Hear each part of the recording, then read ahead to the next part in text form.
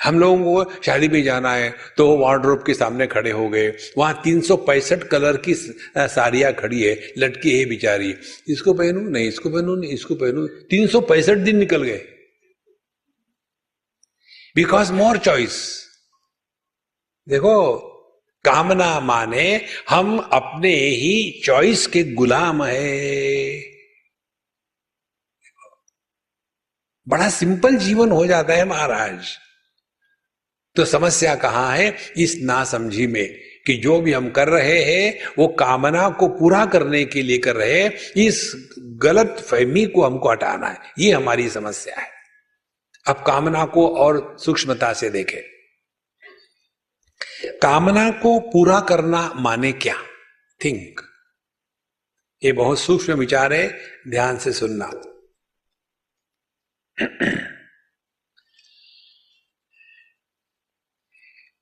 कामना को पूरा करना माने मन से कामना को निकाल देना। जैसे सुबह सुबह उठ गए हम और हमारे मन में कामना है सुबह उठ के हमको गरम गरम चाय मिलनी चाहिए, तो फिर क्या हो गया? सुबह हो गई, 4 बजे हमारे मन में टिक टिक शुरू हो गई, T T T T T T T T. और यदि चाय नहीं मिली तो विक्षेप, क्योंकि टिक टिक का विक्षेप हो रहा है। चाय मिल गई तो ये मन के जो विक्षेप है वो शांत हो गए। तो हमने किया क्या? कामना को पूरा करना माने मन में कामना के द्वारा जो विक्षेप हो रहे हैं वो निकाल देना। तो कामना को पूरा करने का तात्पर्य है अंतःकरण से कामना को निकाल देना। कारण क्या है? कामना अंतःकरण में स्वाभाविक नहीं है। Desire is not a natural state of mind. देखो, ध्यान से सुनना। यदि काम हमारे अंतःकरण में स्वाभाविक रूप से होगा तो उस काम के द्वारा हम प्रभावित नहीं होंगे। देखो, जैसे हमारे आंखों में दृष्टि होना स्वाभाविक है, तो आंखों के दृष्टि होने से हम परेशान होते हैं क्या? डॉक्टर के पास गए, डॉक्टर साहब जब मैं आंखें खोलता हूं ना मुझे सब ठीक से दिखता है। नहीं, जब ठीक से नहीं दिखेगा तब जाएंगे ना।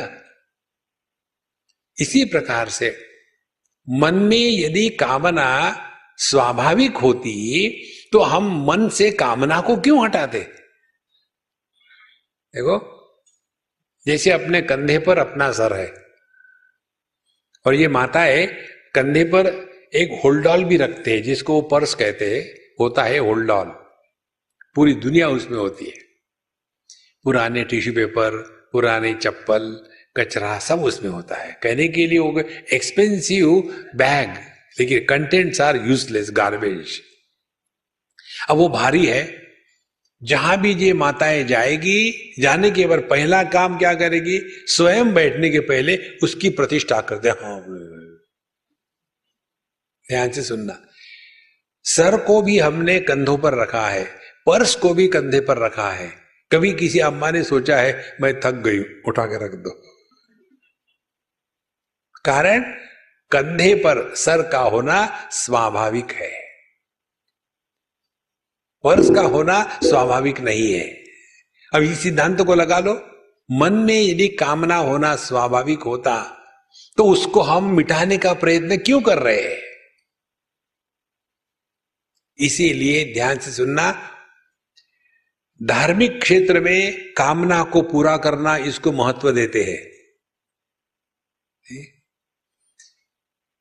उपासना के क्षेत्र में कामना को पूरा करने के लिए आदि दैविक शक्तियों का आह्वान करते हैं।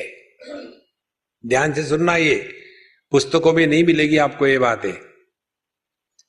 धर्म का जीवन हम इसलिए जीते हैं ताकि हमारी कामनाएं पूरी होवे।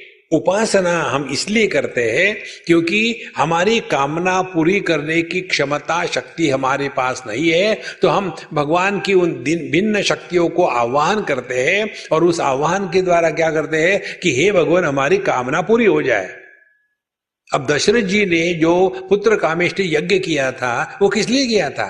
अपने कामना को पूरा करने के लिए। देखो, ये जो कात्यायनी व्रत किया था किस लिए किया था? अपनी कामना को पूरा करने के लिए।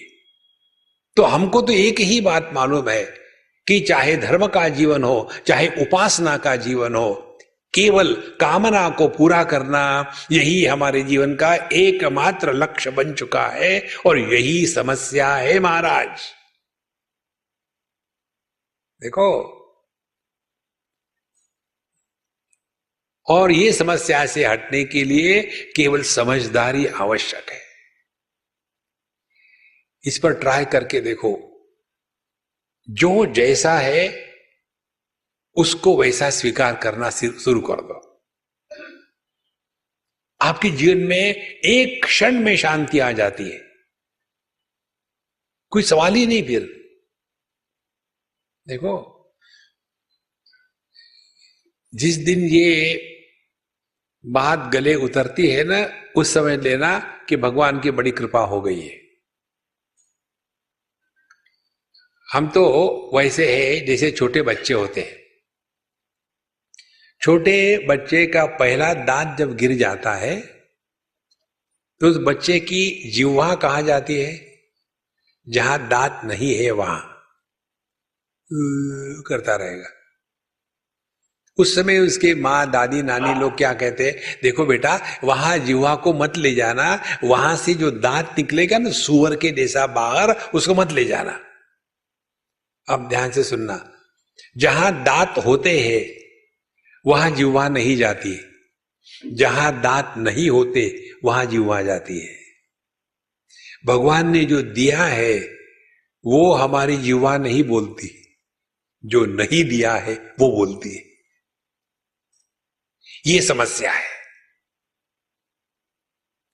बहुत सिंपल बात है संतो, समस्या बाहर कहीं नहीं है, ये अपने ही बेवकूफी की है और कुछ नहीं है।